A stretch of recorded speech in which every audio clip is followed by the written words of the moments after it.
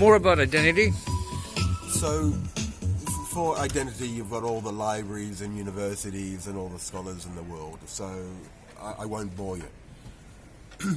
But the future of identity, where one can be a part of amazing change and amazing optimism and vision and plenty, and most importantly plenty, to eradicate poverty and pain. But these things are possible now. Pain, it can be eradicated, and sickness that will be a priority. But now everyone knows that these are just combinations that are going eventually to be achieved. These are combinations of knowledge. These are frontiers that will be crossed, and people can have a wonderful time doing so now. With that knowledge alone, the knowledge of that reality, that one can change radically one's condition from poverty to success, and from destitution, and even from loneliness. This is not the great. This is not the great economic problems anymore. These are the spiritual problems. People don't need people who all they want is to feel good, can really achieve that. We now, as it happens, we now know that biomimicry is genuine. So it has the same effect. So AI really does keep. It can keep the elderly, it can keep people with disabilities, it can keep people who are interned in hospitals sharp and informed. I mean, there's got so many, even if someone is concerned that it's not for day-to-day to rely on it, so absolutely for day-to-day, for the interned or for the infirmed, it is good. So why people think that technology, that it probably comes from the first great areas of scientific development were in medicine. So to save lives, urgent surgery to save lives. So that's why it's presumed that only when people are sick or when people are suffering that one should actually employ technology and to employ means and to employ urgency.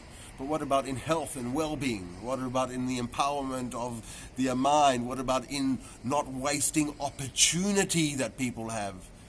The wasted opportunity from misplaced appointments and misplaced times, and people passing from one place to the other, and one missing or not understanding what they're looking for. So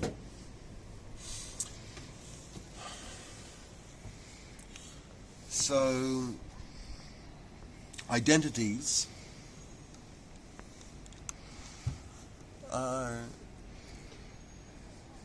about the future identities, about imagining the future. If one wants to be involved in the stories, the religions of the past and the culture of the past, that actually, this is not in any way to say, in fact to the contrary, this is not to say that the past is obsolete by any way, but it just rings true that the fulfillment of an ideology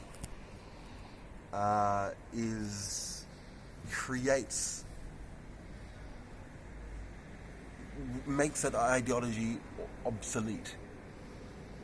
So one can cease the relevance of an ideology in two ways: by oppressing it or by fulfilling it. And then, because we all know that circumstances change. So one of the wonderful things that I've learned in science is that the whole of existence is essentially off and on, zeros and ones, and also in wonderful scientific shows which show that one can view one thing in one way, and then if they use some sort of intellectual exercise, can view it in a very, very opposite way, almost at this concurrently.